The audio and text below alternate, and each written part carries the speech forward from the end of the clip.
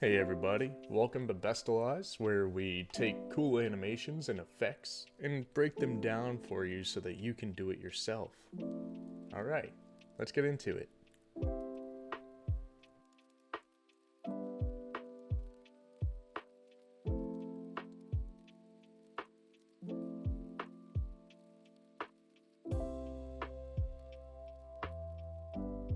Project that we start on this channel, we're going to go ahead and drop a new composition into play. It's going to be 1920 by 1080. We're going to make that last for about 10 seconds, and we're going to keep the background black. Actually, we'll go white today. We'll go white. Awesome. So we're going to name this Carousel. Something like that, I guess. We'll take it. Alright, and just like always, we're going to add some folders in here for assets, like your pictures that you're going to be using today. We're going to have another folder for your pre-comps, if you have more than one, or if you want to adjust some things here and there, and we'll have a final. We'll go ahead and drop the carousel layer into the final. So I think I'm actually going to be looking for more of a rounded rectangle, which is fine. All I did was go up to that shape tool and go for that rounded rectangle. I'm gonna fit this screen up to 100. Awesome. And yeah, you're just gonna add a square or a rectangle, just about that size. It's totally fine there. We'll just put it close to the center so that we know what we're working on, and we'll change the color of it so that we don't lose it. Right. Don't worry, it's not a not a huge thing to worry about right now. We'll go ahead and take the stroke off of the rectangle, and we'll close down the rectangle layer. So we're left with a rectangle right here.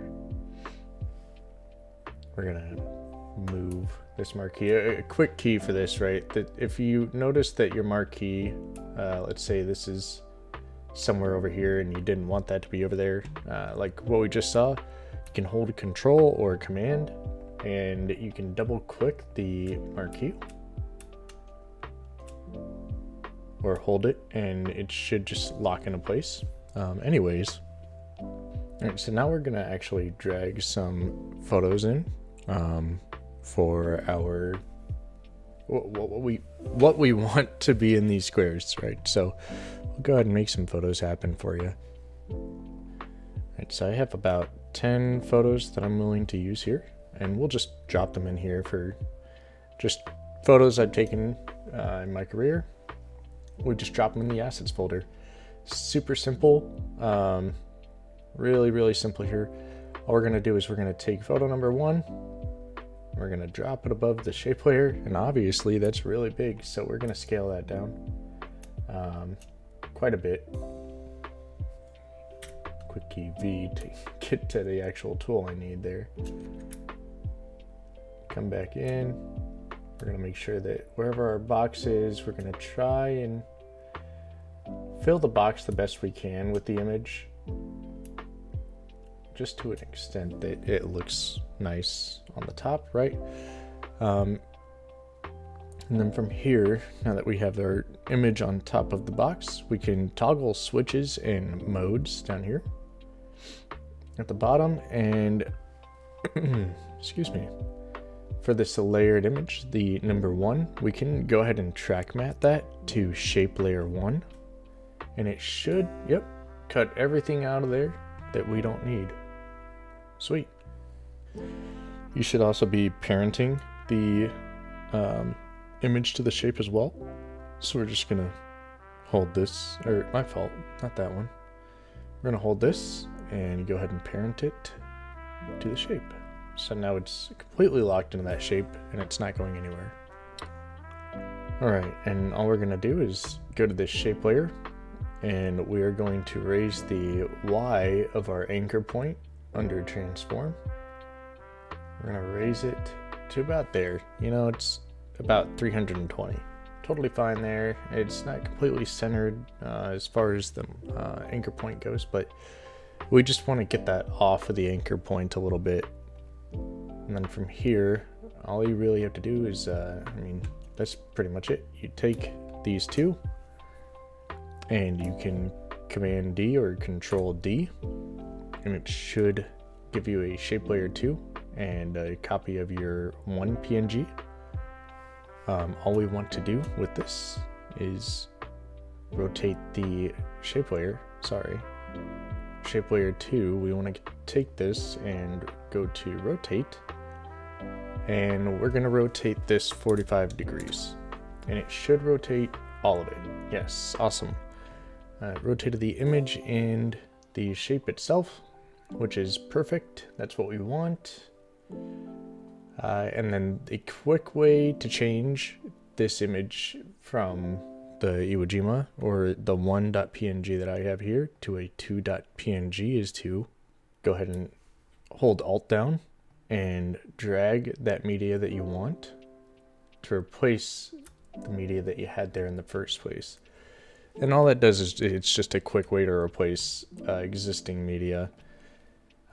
Anyways, we take all this stuff and we're gonna multiply it a couple of times here, just making sure that we get this. And this is where you can pre-compose things so that it's not super messy, so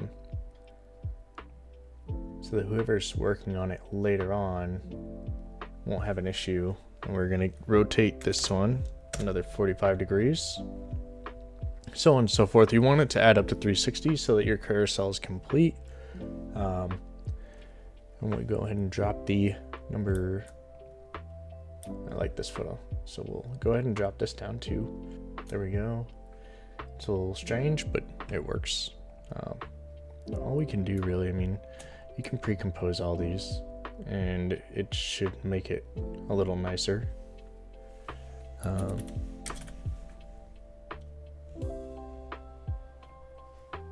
Right, so you can pre-compose it and name them pics 1, 2, you know, pick 2.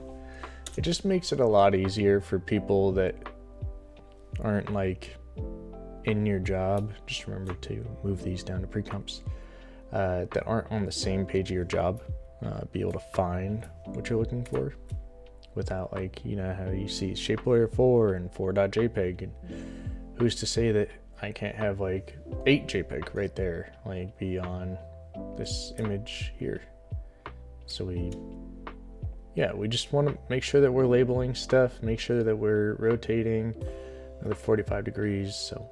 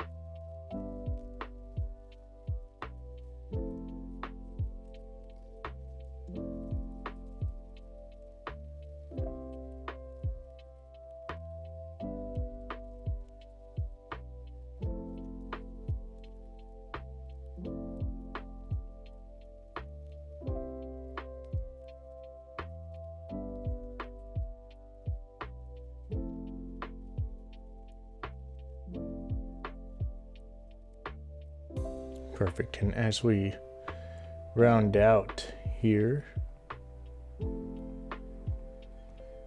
say find one more photo. As we round out here, we've pre-composed everything. We have now set everything up for what is next. It's our final pre-compose, and you can see without these pre-compositions, this would be a mess and a half to deal with. Everything is pre-composed here now though, and it looks clean. Like, yes, it's like you'd have to go into every pre-composition to you know, get into what you want to get into, but I mean at the same time you don't. Like, you click in and it's there. If you're not willing to go into the native files for an organized screen like this versus having so many layers on just one pre-composition and exporting it, then there's something wrong with you. You know, it's not the hardest thing in the world to stay organized on After Effects. You kind of just do yourself a disservice if you don't want to organize your work. All right, but anyways, I mean, once you have all these layers down and you have these pre-compositions set up, you can go ahead and we'll go ahead and give you guys a way to actually spin this. And you're gonna hit right click new, and you're gonna go ahead and null object. And this null objects are great. You can do a lot with them, even though they're a block of nothing. It's quite simply the nicest thing to have in your arsenal when playing with After Effects anywhere. And the reason I say that is because I can take all these pre-compositions right here, and I suggest doing this if you want your stuff to spin as well.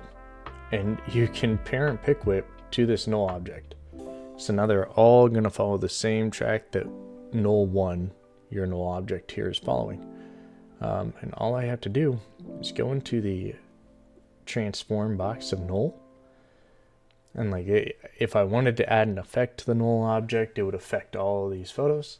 If I wanted to position these all together at once, there it is. You can position the null up and down. But right now, I mean, even the scaling, like you scale the null that's parented to all these objects, and now you're just working with coming in, and it's great. Love null objects, but we're here to show you guys how to make this rotate. So we're gonna go ahead and keyframe our first, and we'll make this rotate pretty slow and give the viewer some time to look at our photos and things of that sort. So we'll bring it to 4 seconds on the dot, and we want this to rotate a full 360 because you can repeat this if you're looking for longer.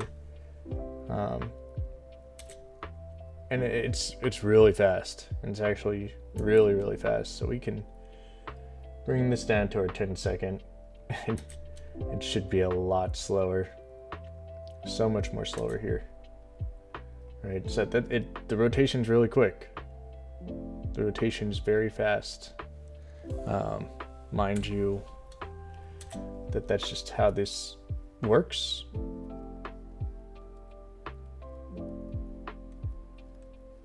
But yeah, that's how you get that little carousel effect. And obviously some of my photos here are not oriented the right way for what it's spinning, but that's where you would go into your effects and or your layers right here and adjust one by one.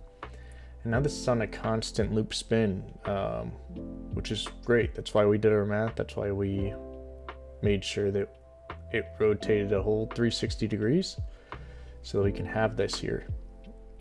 And yeah, with that, it's pretty much done. I mean, at this point, you can scale it and bring it over to the whichever side you want it on. We'll say this side for now, and like, I don't know, put your business card information here or something, what have you, and just have this spinning, whatever you want, and your photos just go here. And it's super smooth, super simple carousel, right? Super simple. It's not supposed to be challenging. It's just what it is.